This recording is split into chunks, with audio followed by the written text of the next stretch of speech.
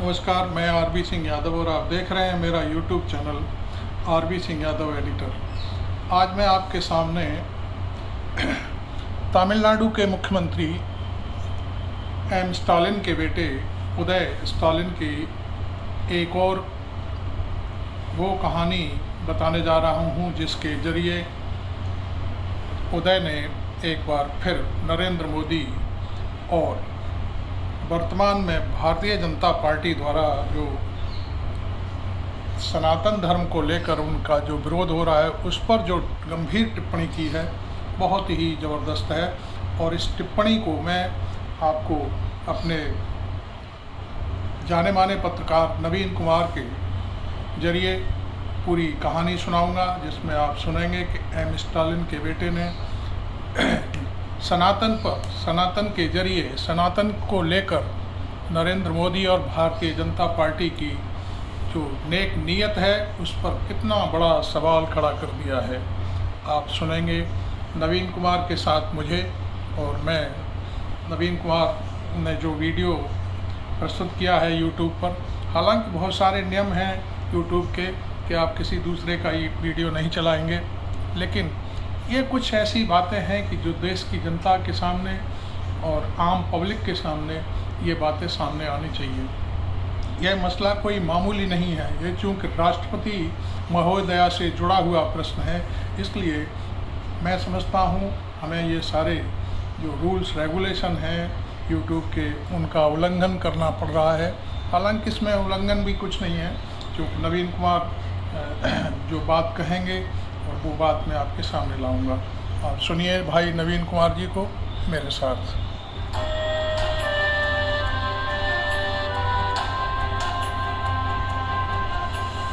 नमस्कार, आदाब, सत श्री अकाल, जय भीम, जोहार।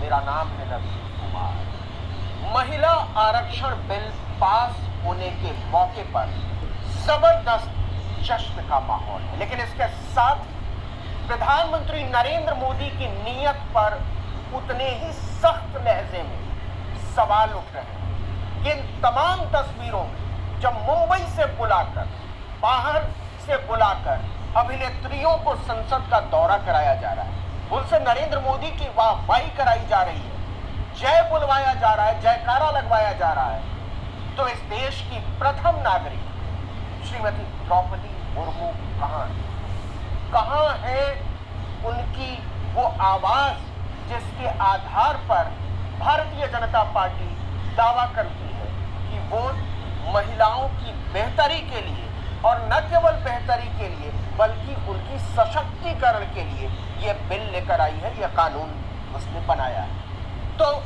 कहाँ है राष्ट्रपति द्रौपदी मुर्मू? ये सवाल तमाम लोग उठा रहे हैं, राजनीतिक लोग भी उठा रहे हैं और गैर राजनीतिक लोग भी उठा रहे हैं, पर ट्विटर पर ट्रेंड कर रहा है, जिसको एक्स कहते हैं आज। लेकिन जो सबसे सख्त सवाल उठाया है वो एक बार फिर से तमिलनाडु के मुख्यमंत्री स्टालिन के बेटे उदय निधि स्टालिन ने उठाया है और फिर से सनातन पर प्रहार किया है और इतने गंभीर इल्जाम लगाए हैं, आरोप लगाए हैं कि भारतीय जनता पार्टी हिल गई।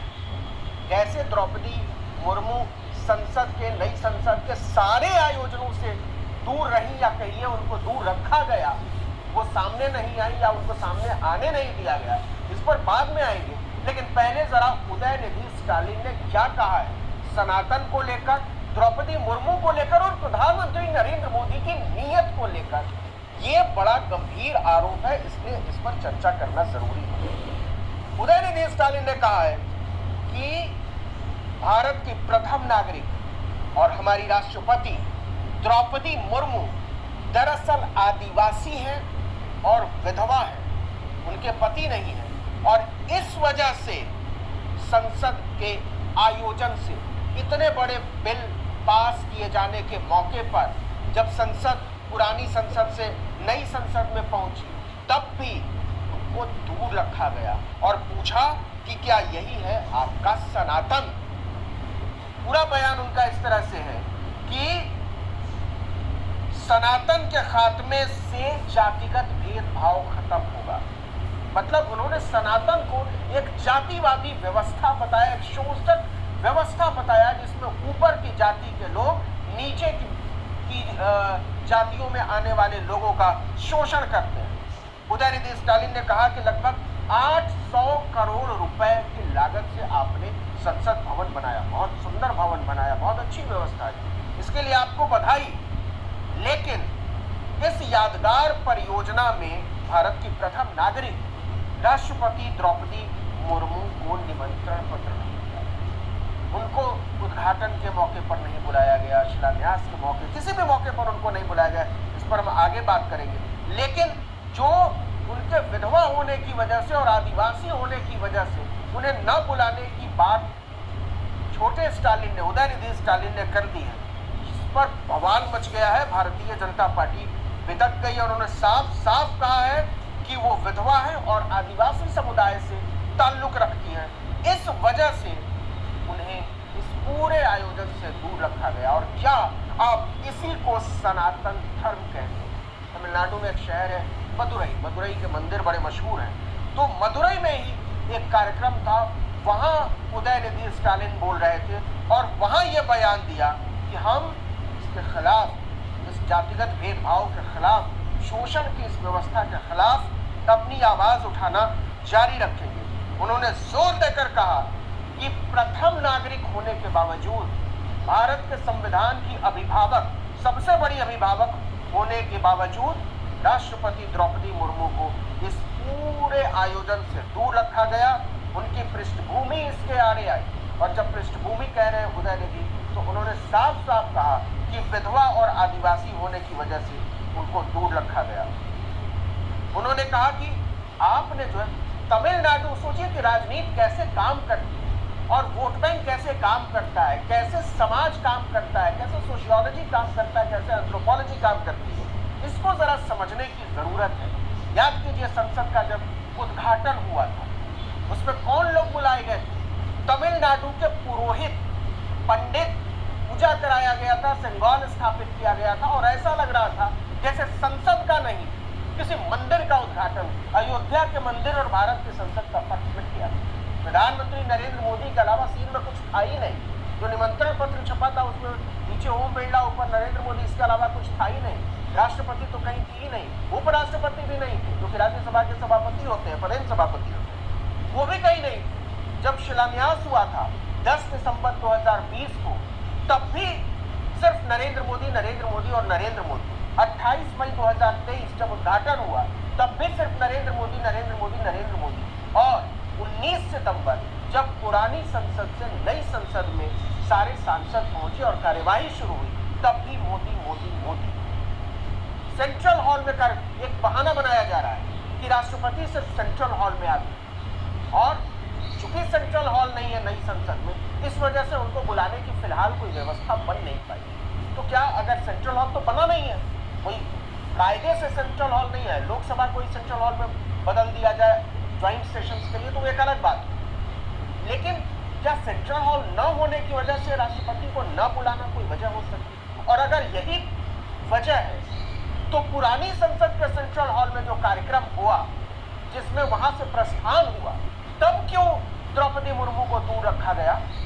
7 लोग मंच पर बैठे हुए, क्यों नहीं भारत की प्रथम नागरिक को बुलाया गया? ये सब सवाल उठ रहे हैं। और उदयनिधि स्टालिन ने दरअसल सबसे कमजोर नस छेड़ दी है सनातन धर्म की। सनातन धर्म को शोषक धर्म की तरह बताया, जो जातिवादी आधार पर शोषण करता है, न केवल पिछड़ों का, न केवल दलितों का, न केवल आदिवासियों का, बल्कि समाज के निचले पायदान पर खड़ी स्त्रियों का भी, बेटियों का भी। और उदयनिधि स्टालिन का ये बयान बहुत आग लगाने वाला है। तमाम टेलीविजन चैनल करें विवादित बयान। ये जो टेलीविजन चैनलों की परंपरा है ना, हर चीज को विवादित बताकर और सामने वाले को सबसे पहले कटघरे में खड़ा कर। उदयनिधि स्टालिन का जो बयान है, उन्होंने जातिवादी व्यवस्था पर बयान दिया। सनातन, इस बात से कौन इनकार करेगा कि सनातन की व्यवस्था जातिवादी व्यवस्था है। सनातन का मूल ही जाति है, उसके बिना सनातन का कोई स्वरूप ही नहीं बनता है। या तो सनातन धर्म को चलाने वाले, बनाने वाले और उसको मानने वाले जो तमाम शंकराचार्य हैं, जो तमाम मठों के मठाधीश हैं, जो तमाम अखाड़े हैं, वो कह दें कि सनातन धर्म में जाति की कोई जगह नहीं है। और वो बता दे कि जातिगत आधार पर किसी से कोई भेदभाव नहीं होगा। वो बता दे कि अगले 50 साल तक मंदिरों के पुजारी जो हैं, शंख बजाने वाले जो हैं, वो केवल दलित और आदिवासी होंगे। वो बता दे, लेकिन वो कहने को तैयार नहीं है। आज हालत ये है कि पानी पीने की वजह से एक दलित बच्चे को मारा जाता है, घड़े से पानी पी लेने की वजह। आप घोड़ी पर नहीं बैठने देते हैं एक दलित और आदिवासी दूल्हे को, आप मंदिरों में नहीं घुसने देते। छोड़िए, उसी तमिलनाडु में एक दलित के पानी पीने की वजह से पानी के टैंक में मल मिला दिया गया। इस तरीके की घोर अमानुषिक घटनाएं इसी सनातन धर्म के आधार पर हुई है, और आप उदयनिधि स्टालिन को कटघरे में खड़ा करते हैं। तो इस पर बात करने की जरूरत है, इस पर चर्चा करने की जरूरत है। सनातन धर्म पर कालीन डाल देने से उसकी दुर्गंध, उसकी जो खटास है, वो न छुपने वाली है, न दबने वाली है और न मिटने वाली है। लेकिन जो उदयनिधि स्टालिन कह रहे हैं और जो बाकी की पार्टियां कह रही हैं और जो बाकी के नेता कह, सुप्रिया सुलेत ने भी ट्वीट किया और कहा कि इतने सारे लोगों को आप बुला रहे हैं, बंबई से अभिनेत्रियों को बुला रहे हैं, लकड़क चमकदार कपड़ों और गॉगल्स में बुला रहे हैं, तो बगल में है द्रौपदी मुर्मू। पहला सम्मान तो उनका बनता है, उनको बुलाए जाने की जरूरत थी। वो हमारी अभिभावक हैं, हमारे संविधान की रक्षक हैं, तीनों सेनाओं की आधिकारिक प्रमुख हैं। क्यों द्रौपदी मुर्मू को दूर रखा गया? और उदयनिधि स्टालिन ने इसी पर सवाल उठाया है, और सवाल ही नहीं उठाया है, बहुत गंभीर आरोप लगाया है कि आदिवासी और विधवा स्त्री होने की वजह से इन पूरे कार्यक्रमों से, वो चाहे नई संसद भवन का शिलान्यास हो, चाहे उसका उद्घाटन हो, चाहे पुरानी संसद से नई संसद में शिफ्टिंग हो, इन तीनों बड़े कार्यक्रमों से और अब जो बिल पास हुआ है उससे द्रौपदी मुर्मू को दूर रखा गया। कमाल देखिए कि प्रधानमंत्री नरेंद्र मोदी 3 दिन में 5 भाषण दे चुके हैं। पहले संसद के बाहर, उसके बाद फिर लोकसभा में, उसके बाद फिर सेंट्रल हॉल में, उसके बाद फिर नई संसद में, और उसके बाद फिर धन्यवाद। 5 भाषण दे चुके हैं, अब छठा हो जाएगा थोड़ी देर में। लेकिन द्रौपदी मुर्मू कहीं नजर नहीं आई और कोई नहीं बोल रहा है। सब कुछ महिला आरक्षण जो विधेयक पास हुआ है, जो कानून बना है, इसमें सारे सांसद असदुद्दीन ओवैसी की पार्टी को छोड़कर एक राय है। और सबका सवाल यह है कि द्रौपदी मुर्मू को जानबूझकर इस पूरे आयोजन से दूर रखने की वजह बतानी होगी। प्रधानमंत्री नरेंद्र मोदी की नीयत, भारतीय जनता पार्टी की सोच, सनातन की सोच और इस देश की जातीय व्यवस्था का खरे।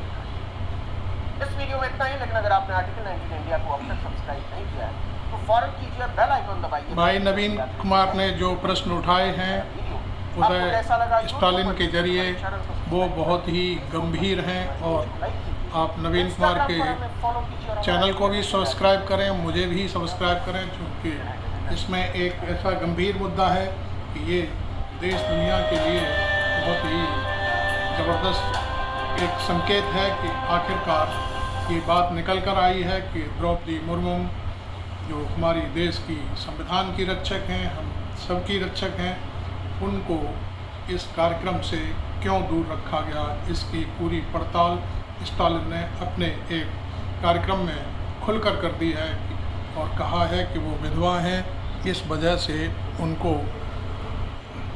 वहाँ पर नहीं बुलाया गया। Thank you very much. आप मेरे इस वीडियो पर कमेंट ज़रूर करें और शेयर भी करें, चैनल को सब्सक्राइब करें।